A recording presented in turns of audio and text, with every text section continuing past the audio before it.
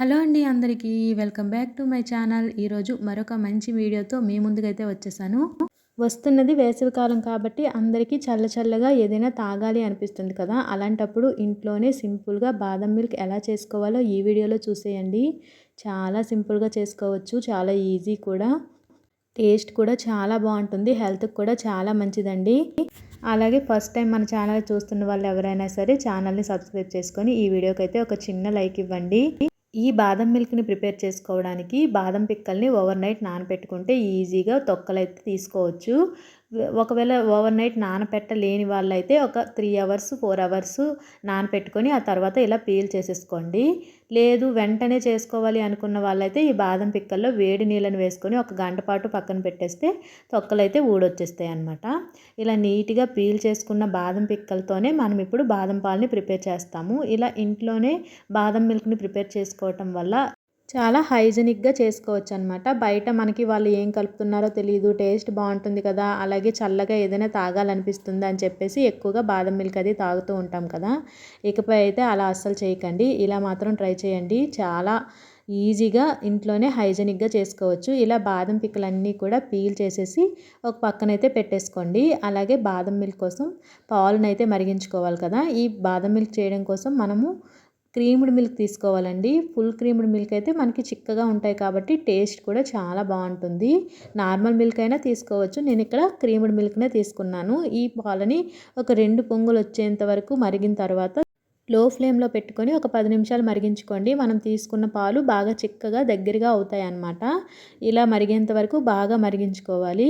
మధ్య మధ్యలో కలుపుతూ మరిగించుకోండి, లేదంటే చిక్కబడే కొద్దీ అడుగునైతే పట్టేస్తూ ఉంటుంది. అందుకని ఒక గరిటెతో కలుపుతూ ఉండండి, అప్పుడు మనకి బాగా మరుగుతాయి అన్నమాట. లేకపోతే అంచులకి ఇంకా అడుగున కూడా పాలు అనేవి పడుతూ ఉంటాయి. అలా కాకుండా కలుపుతూ ఉంటే నీట్గా మరుగుతాయి అన్నమాట.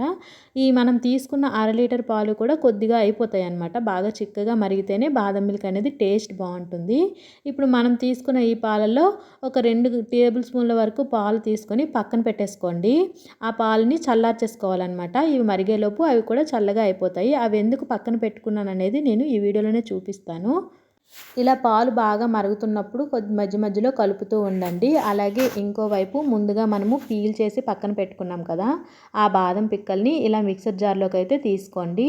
ఇలా మిక్సీ గిన్నెలోకి తీసుకొని ముందు మనము చల్లారడానికి పక్కకి తీసుకున్నాం కదా కొద్దిగా పాలుని, ఆ పాలుని కూడా ఇందులో వేసుకొని మెత్తగా పేస్ట్ లాగా రుబ్బేసుకోవాలి. చాలా మెత్తగా గ్రైండ్ చేసుకోవాలండి. మధ్య మధ్యలో కొద్దిగా బరకగా ఉన్నా కూడా మనకి మిల్క్ స్ట్రక్చర్ అనేది అంత బాగా రాదనమాట. మెత్తగా గ్రైండ్ చేసుకుంటే మధ్యలో బాదం పిక్కలు అవి లేకుండా చాలా బాగా వస్తుంది.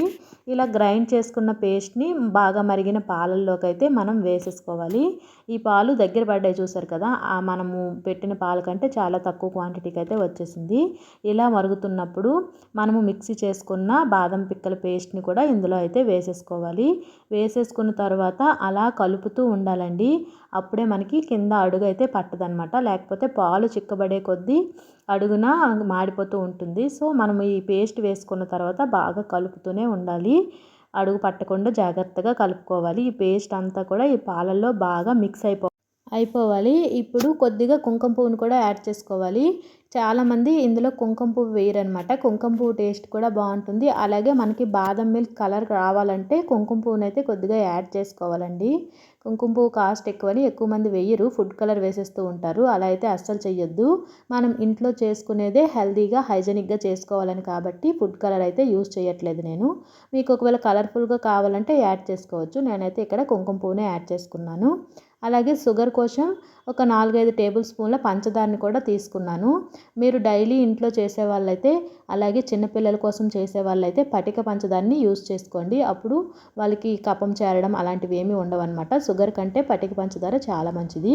ఈ షుగర్ అంతా కూడా కలిసిపోయిన తర్వాత ఒక టేబుల్ స్పూన్ వరకు కస్టర్డ్ పౌడర్ని కూడా యాడ్ చేసుకోండి. మనకి ఫ్లేవర్ బాదం మిల్క్ లాగా అనిపించాలి కదా, అందుకనేసి ఒక టేబుల్ కస్టర్డ్ పౌడర్ని కూడా యాడ్ చేసుకున్నాను. ఇలా కస్టర్డ్ పౌడర్ని యాడ్ చేసుకోవడం వల్ల మనకి బాదం మిల్క్ ఫ్లేవర్ అయితే వస్తుందన్నమాట. మీ దగ్గర కస్టర్డ్ పౌడర్ లేకపోతే ఇలాచీలనైనా మెత్తగా పౌడర్లా చేసుకొని వేసుకోండి. అలా అయినా సరే టేస్ట్ చాలా బాగుంటుంది. ఇంకా పాలన్నీ బాగా దగ్గర పడిపోయాయి కదా, ఇప్పుడు ఒక పక్కన పెట్టేసి చల్లారనివ్వండి. మనకి చల్లగా అయ్యేసరికి ఈ కుంకుమ పువ్వు వల్ల కలర్ అయితే వస్తుందన్నమాట. బాదం మిల్క్ కలర్లా వచ్చింది చూసారా. టేస్ట్ కూడా అచ్చం మనం బయట బాదం మిల్క్ కొని తెచ్చుకుంటే ఎలా ఉంటుందో అలాగే ఉంటుంది. అలాగే మనకి మధ్య మధ్యలో డ్రై ఫ్రూట్స్ తగులుతూ ఉంటే బాగుంటుంది కదా, అందుకనేసి నేను ఇక్కడ బాదం పిక్కల్ని జీడి పిక్కల్ని తీసుకొని చిన్న చిన్న పీసెస్గా కట్ చేసేసుకున్నాను.